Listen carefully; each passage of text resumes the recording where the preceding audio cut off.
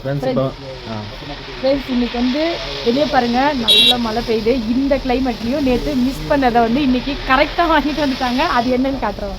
Customer கூட யாருமே வரலங்க கடைக்கு. இங்கே பாருங்க வெளியே நிற்கிறது வந்து பார்த்தீங்கன்னா ஒரு வாங்கிட்டு மழை வந்து நின்றுட்டு இருக்கிறாரு. இப்போ ரேஷன் கடையில் என்னென்ன வாங்கணுன்றதை இங்கே பாருங்க. நேற்று ரேஷன் கடையில் பருப்பு போன ஐட்டம், பருப்பு, சர்க்கரை,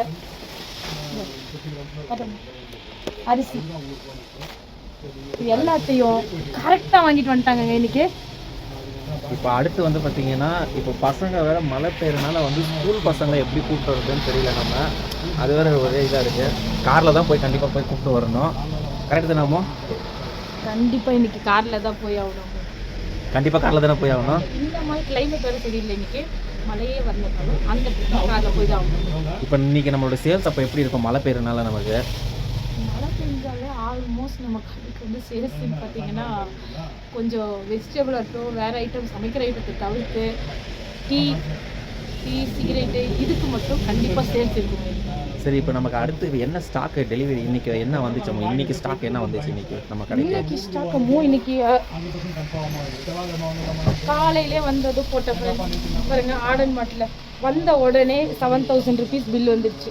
இப்போ ஒன்றும் இல்லை, ஒரு ஆயில், 2 அரிசி மூட்டை, ஒரு தால், இது 3 தான் எடுத்தேன். 7000 ரூபா பில்லுங்க. 6870 ரூபா பில்லு. வேற என்ன வந்துச்சு? கூல் ட்ரிங்க்ஸ் வந்துச்சா இன்னைக்கு நம்ம கடைக்கு? விண்டு ஜீரா வந்திருக்கு. அப்புறம் வந்து ஆரஞ்சு, மாசா, லிம்கா, கோக்கு. இதோட பில்லை பாருங்க. இது என்ன கூல் ட்ரிங்க்ஸ் பில்லாமோ? சரி, ஓகே. ஆமோ காட்டவும். இன்னும் கடை திறந்து ஆஃப்டர்நூன் கூட ஆகலை. ஆனால் அதுக்குள்ளே கடைக்கு இன்புட் மட்டும் எவ்வளோ போட்டிருக்கோம் அப்படின்றத பாருங்கள். அதுக்குள்ளே நான் அவுட்புட் என்னன்றது நான் ஈவினிங் சொல்கிறேன். அதை பார்க்குறதுக்குள்ளே இங்கே மழை வேற வருது. அதையும் நான் உங்களுக்கு ஈவினிங் சொல்கிறேன். சரி, இப்போ நான் கேட்குறேன், நம்ம ஒரு கடை ஆரம்பிக்கிறோன்னா பேசிக்காக தெரிஞ்சிக்க வேண்டிய விஷயம் அப்படின்னா என்னவோ தெரிஞ்சுக்கணும் நம்ம.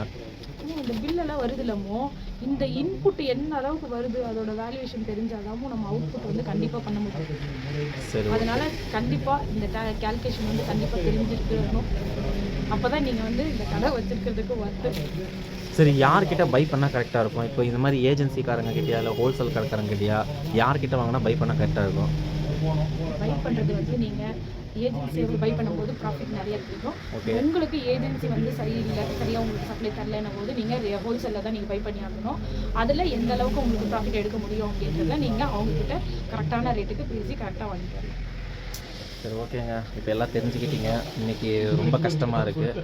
ஃபுல்லாக மழை பெஞ்சிட்ருக்கு. நாங்கள் இருக்கிறது வந்து ஒசூர் ஏரியா. ஃபுல்லாக மழைன்றனால கஸ்டமர் யாருமே வரல. 2 மணி நேரமாக ஒரு கஸ்டமர் கூட வரல. ரொம்ப கவலையாக இருக்குது. எங்கள் ஒய்ஃபுக்கு ரொம்ப கவலையாக இருக்குதுன்னு சொல்கிறாங்க. இந்த மாதிரி டைமில் வேணால் இன்றைக்கி ஃபுல்லாக இதே கிளைமேட் இருந்துச்சுன்னா ரொம்ப கஷ்டம்.